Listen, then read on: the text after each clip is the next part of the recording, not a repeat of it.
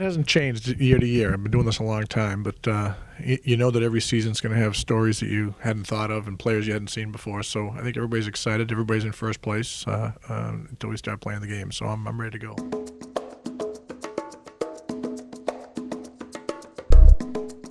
Well, the first, not the polls are scientific, but the first poll of the year, I think we had 7 of the 10 schools got some consideration.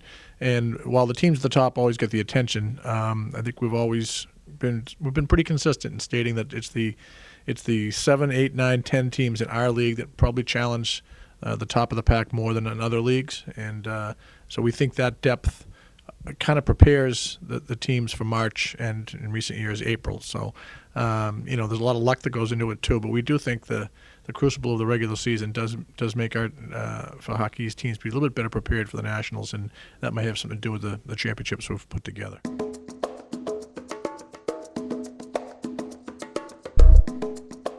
Well, I think the hybrid icing is something that people that have seen it in the USHL and other leagues like it.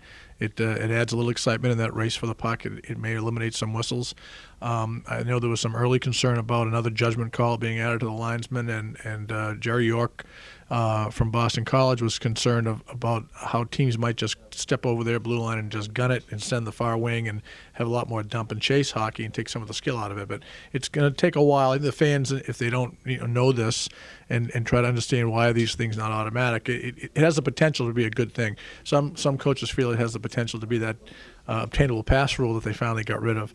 The other thing I guess to watch for is a crackdown on contact to the head, which I applaud the NCAA not only for addressing it, but putting in some safeguards so it's not overcalled. If you look at the guidelines, and hopefully these things get distributed in press boxes and then in turn distributed to the fans, there's a lot of verbiage in there to make sure that there's still 2-minute penalties that can be given out, but those severe hits are going to be treated like the hits from behind into the boards that we've seen in the past few years, where there's that automatic 5 and then maybe a game or a misconduct or a game disqualification.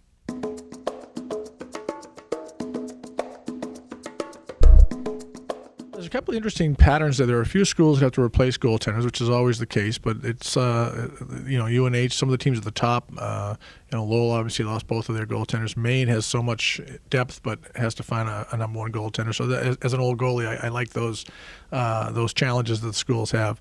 I think we've had 5 of the last 6 Hobie hat trick honorees, and with Nyquist coming back, he could very well be as exciting a player as there is in the country.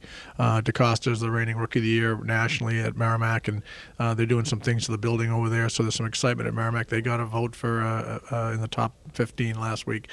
But for me, the excitement is always the new kids, and probably more so in this time of people leaving after 2 or 3 years. You got to catch them when you can, and there's always a crop of freshmen that maybe they're not going to spend 4 years, but they're going to make an impact right away. And looking at some of the early results, even in exhibition play of some of the people that were on the score sheet, that's what I like to see, guys. I don't follow the recruits. I don't know these kids ahead of time. In the old days when they came out of public school hockey, I might have known them, but not when they're coming from the Midwest or in the USHL or coming from Canada. So I think the excitement there is to see which new players have been kind of restocked on the rosters. And one of our strengths is the coaches in our league. It always has been, and with Jack and Jerry at the top, they get a lot of the attention. But throughout the league, I think perhaps the biggest strength we have is the block of 10 coaches, and they're going to find ways to make each of the years exciting and a little bit different.